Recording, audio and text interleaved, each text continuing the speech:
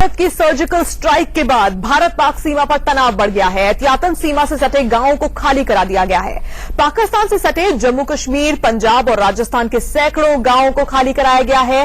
3 राज्यों की तस्वीरें हम आपको दिखा रहे हैं। लोगों को सुरक्षित स्थानों पर भेजा जा रहा है। किसी भी स्थिति से निपटने के लिए एहतियातन ऐसे कदम उठाए जा रहे हैं कि कई किलोमीटर के दायरे में पाकिस्तान भारत की जो सीमा है उसके नजदीक के गांवों को खाली कराया जा रहा है ताकि किसी भी तरह का कोई नुकसान ना पहुंचे। सांबा, आरएसपुरा और नौशेरा सेक्टर की तस्वीरें आपके सामने हैं। लोग अपने घरों को, गांवों को छोड़कर जा रहे हैं। उन्हें कहा जा रहा है कि एहतियातन कुछ समय के लिए, जब तक तनाव है तब तक आप सुरक्षित जगहों पर जाएं, इन इलाकों को आप खाली कर दें। सर्जिकल स्ट्राइक के बाद जम्मू कश्मीर में सीमा से सटे गांव में लोग रात भर जगे भी रहे। इंडिया न्यूज संवाददाता अजय जांड्याल सीमा से सटे एक ऐसे ही गांव पहुंचे। ग्राउंड जीरो से इंडिया न्यूज की एक्सक्लूसिव रिपोर्ट देखिए। भारत और पाकिस्तान की सीमाओं पर तनाव बढ़ने के बाद कहीं न कहीं बॉर्डर पर रहने वाले लोगों के लिए परेशानियां और बढ़ गई हैं। हम इस वक्त अंतर्राष्ट्रीय सीमा के इलाके में हैं और एक ये गांव है यहाँ का गखरेयाल। यहाँ से सिर्फ चंद मीटर की दूरी पर जो है वो बॉर्डर है और यहाँ आपको बताऊं, यहाँ देखेंगे ये लोग जो है कहीं न कहीं परेशान हैं। परेशानी की वजह साफ है क्योंकि दोनों देशों के बीच में एक बार फिर से तनाव है और जो आतंकी कैंपों के खिलाफ भारतीय सेना ने जो कार्रवाई की उसके बाद जो है ये लोग समझ रहे हैं कि शायद एक बार फिर यहाँ जो है वो गोलाबारी शुरू हो सकती है। मेरे साथ इस इलाके के सरपंच हैं, इन्हीं से बात करते हैं। सर, कितनी परेशानी, कितनी तनाव है इस वक्त यहाँ पे?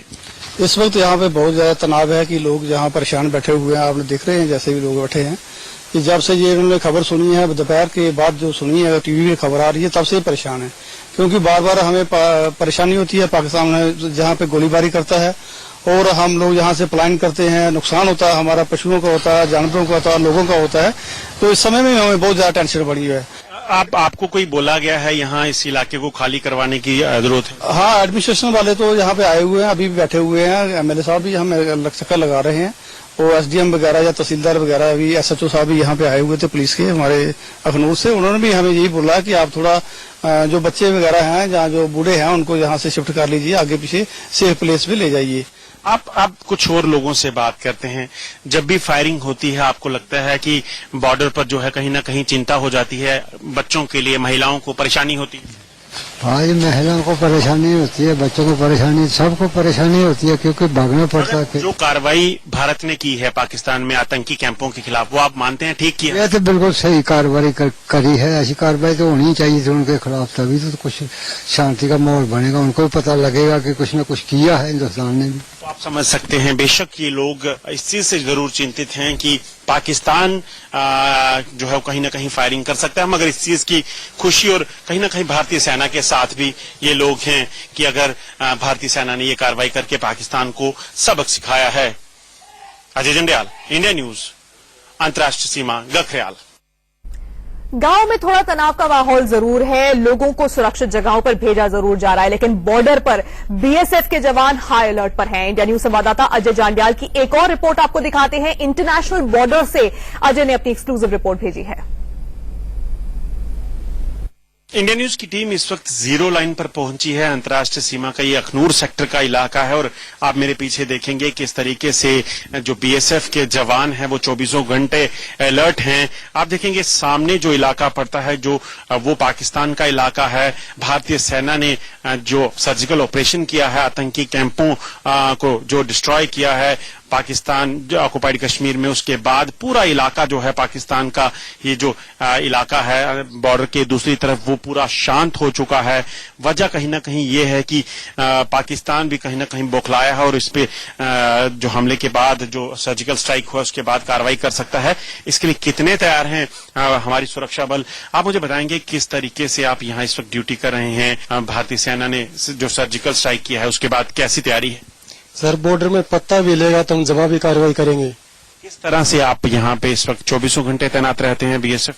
हम 24 घंटे सर तैयार रहते हैं। कोई भी कार्रवाई होगी तो इनको एक बार पीछे की याद दिवा देंगे हम। आप बताएंगे किस तरीके से आप सामने के इलाके में देख रहे हैं और कितनी तैयारी है?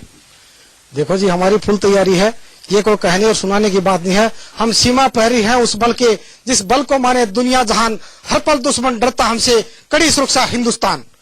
आप समझ सकते हैं क्योंकि एक हौसला, एक जो जोश है इस वक्त यहाँ पे सुरक्षा बलों में है, क्योंकि किसी भी तरह से अगर पाकिस्तान जवाबी कार्रवाई की कोशिश करता है या कहीं ना कहीं जो आतंकी कैंपों के खिलाफ जो कार्रवाई है उसके बाद जो है वो भारतीय इलाकों को निशाना बनाता है, तो जवाबी कार्रवाई जो है वो तुरंत भारतीय सुरक्षा बलों द्वारा की जाएगी। अजय जंडियाल, इंडिया न्यूज, अंतर्राष्ट्रीय सीमा, जीरो लाइन।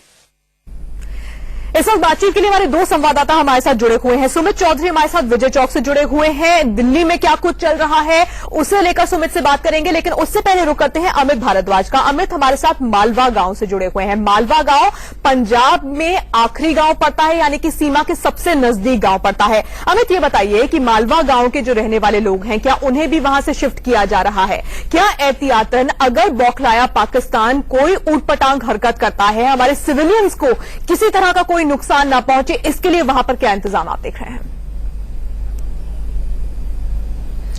देखिए, मेरे साथ अभी गांव के लोग हैं। ये मावा गांव है जो आखिरी विलेज है पाकिस्तान बॉर्डर पर जो है। सामने आपको दिखाई देगा कि हमारे बिल्कुल पीछे जो है वो बॉर्डर है, वहां फेंसिंग लगी हुई है, वहां पे बीएसएफ की जो है वो चौकी भी है। हमारे साथ गांव के कुछ लोग हैं, वो बहुत कॉन्फिडेंट है एडमिनिस्ट्रेशन को लेके। वो रात को चले गए थे, अभी फिर वापस आए हैं क्योंकि खेत और पशुओं को देखने के लिए। अभी बात करते हैं। साहब का नाम? दलबीर सिंह। दलबीर जी, जो अभी कल अनाउंसमेंट हुआ था, कल क्या क्या कार्रवाई? कल जिस टाइम ते पता चला है उस टाइम ते सरकार ने अनाउंसमेंट की थी पीछे चले गए 10 किलोमीटर, तो सारे बच्चे लेके पीछे जाना पड़ा। रात को बहुत मुश्किल पड़ी है आपको। तो बहुत मैं इस सरकार का बहुत धन्यवाद करता जो सरकार ने काम किया है, मुंह तोड़वा जवाब दिता है। भारत सरकार का ते फौजी जवानों का बहुत बहुत धन्यवाद है। आपका नाम? सर कुलदीप सिंह। कुलदीप जी, ये जो कार्रवाई हुई और आपको काफी परेशानी भी हुई, हाँ जी सर, आप क्या सोचते हैं इस कार्रवाई के बारे? सर ये कार्रवाई है ये होनी चाहिए सर। ये जी हूं लेट हुई है, कुछ चेर पहला होनी चाहिए थी सर, जिदा कि सर 1999 च 2002 च सर। मालवा गांव से वहां के लोग, गांव वाले क्या सोचते हैं वो आपने सुना। सुमित, ये बताइए कि एक सुर में पूरा हिंदुस्तान अपनी सेना के साथ खड़ा हुआ है, लेकिन हमने एक सक्सेसफुल ऑपरेशन किया, इसके बाद अब हम क्या कर रहे हैं? क्या रणनीति बन रही है आगे की?